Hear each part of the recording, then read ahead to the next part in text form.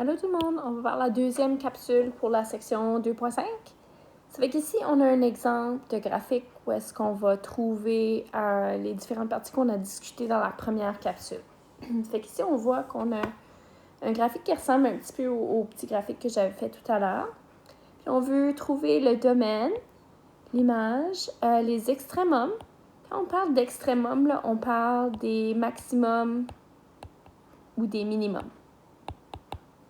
Ça pourrait être un ou l'autre. On veut dire les deux. On combine tout ça sous le même mot qui est extrémum. Ça veut dire les deux. Puis les coordonnées à l'origine, un petit peu de la même façon. Ça veut dire les abscisses à l'origine et les ordonnées. Fait que les endroits où est-ce que ça coupe l'axe des X et l'axe des Y. Fait à l'origine, les deux. Ce qu'ici, si on parle du domaine, on va regarder plus spécifiquement. Donc, on sait que le domaine, ça parle des valeurs de X possibles pour notre graphique. Puis la partie qui va être importante ici, c'est qu'on va remarquer qu'il y a une flèche ici, puis il y en a une ici, qui nous montre que ça continue à l'infini des deux côtés, ça. Fait qu'il y aurait deux façons qu'on pourrait noter ça. Premièrement, on remarque que c'est des lignes pleines, c'est des lignes droites, c'est pas juste des points. Ça fait qu'ici, on pourrait noter ça comme X est un élément du domaine réel. L'autre façon qu'on pourrait la noter, ceci, c'est X appartient et entre moins l'infini et plus l'infini. C'est qu'on pourrait le noter de ces deux façons-là. C'est un ou l'autre parce que c'est... fait que vous pouvez choisir un ou l'autre ici. Parce que c'est des lignes pleines. Parce que c'est des fonctions ici, on va toujours parler de lignes pleines. Ça fait que ça va toujours être un élément du domaine réel. Ça sera jamais, parce qu'on n'aura jamais de points dans une fonction, ça va toujours être des lignes ou des courbes. Maintenant, l'image, on va regarder, on voit que les deux flèches ici se dirigent vers le bas. Ça fait qu'on sait ici que ça s'en va vers moins l'infini partout. Mais l'image, on va regarder, est-ce qu'il y a un point maximum ou un point minimum? Il n'y a pas de point minimum parce qu'on a dit que ça s'en allait vers l'infini, moins l'infini, mais il y a un point maximum. Ça fait qu'on voit ici que ma valeur maximale ici, c'est quand y égale à 4. Ça fait que je pourrais dire y est un élément du domaine réel.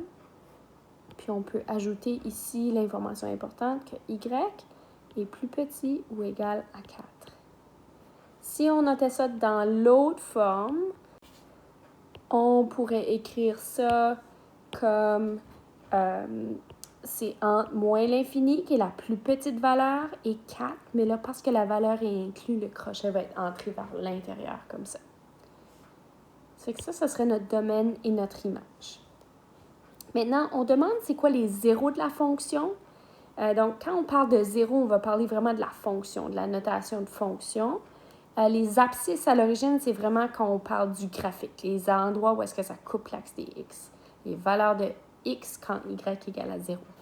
Fait qu'ici, on voit que si on regarde le graphique, on va regarder tous les endroits où est-ce que notre graphique coupe l'axe des X. Fait qu'on en a un juste ici, on en a un autre ici, un autre là, puis un autre là. Ça fait que je vous inviterais, là, quand vous allez faire quelque chose comme ça, à vraiment regarder le graphique de gauche à droite. On ne veut pas en manquer.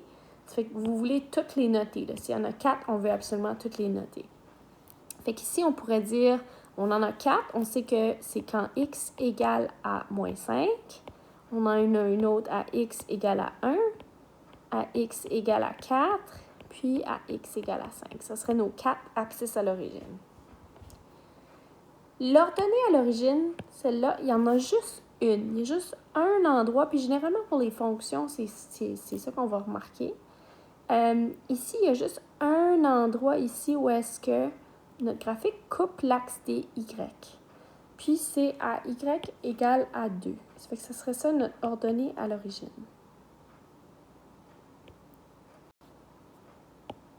Quand on regarde les extrémums, rappelez-vous que les extrémums, ça veut dire les maximums et les minimums de notre fonction. Puis on va parler de maximum ou de minimum relatif et absolu.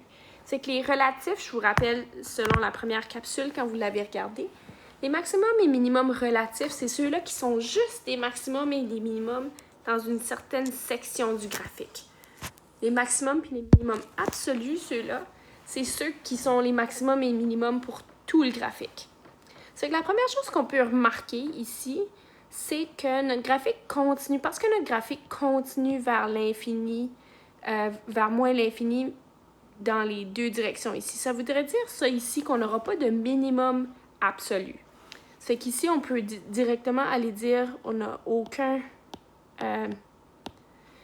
minimum absolu parce que notre graphique continue vers moins l'infini, puis moins l'infini, c'est pas considéré comme un minimum absolu.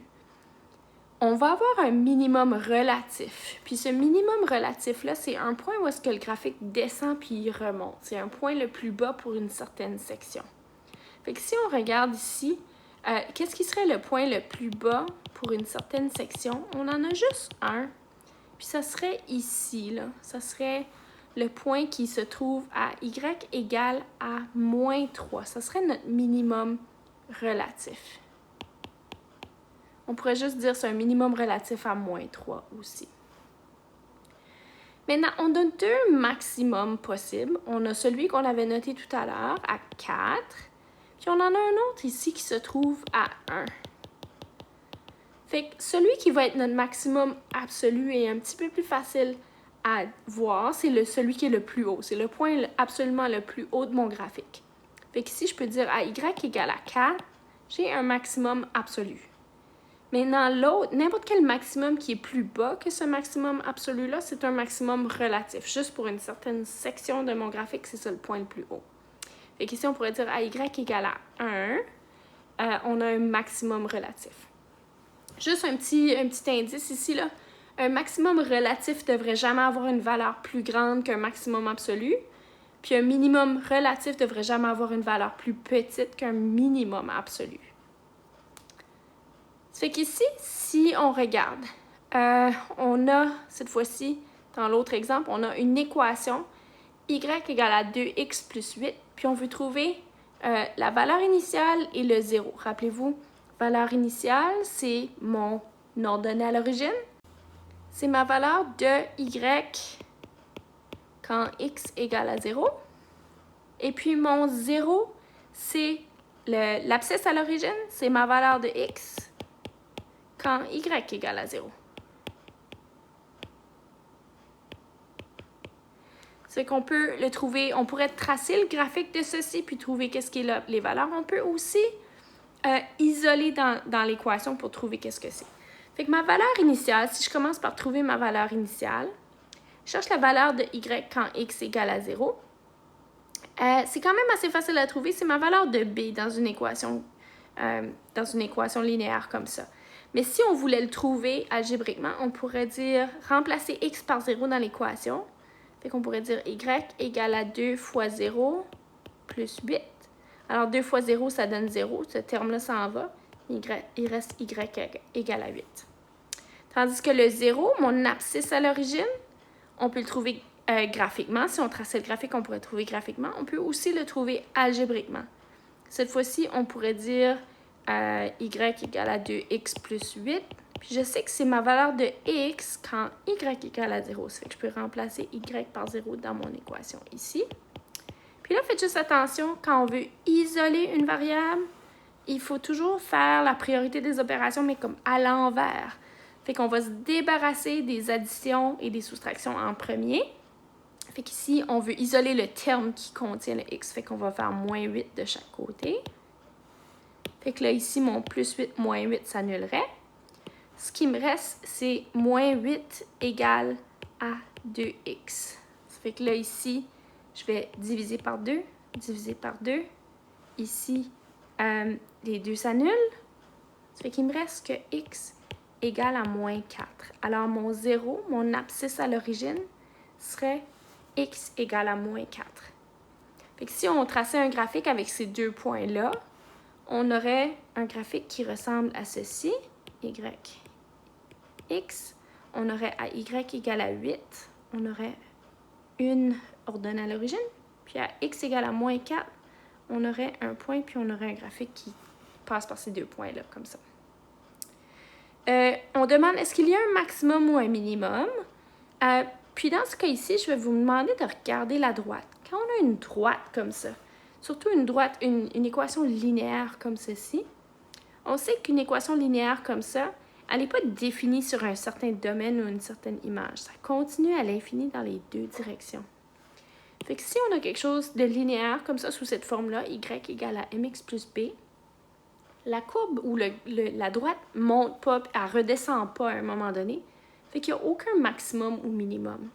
Fait que ça va être vrai pour toutes les équations linéaires, toutes les fonctions affines ou linéaires, comme on dit, toutes les fonctions qui sont sous la forme y égale à mx plus b. Il n'y a aucun maximum ou minimum. Ça fait qu'on peut l'écrire.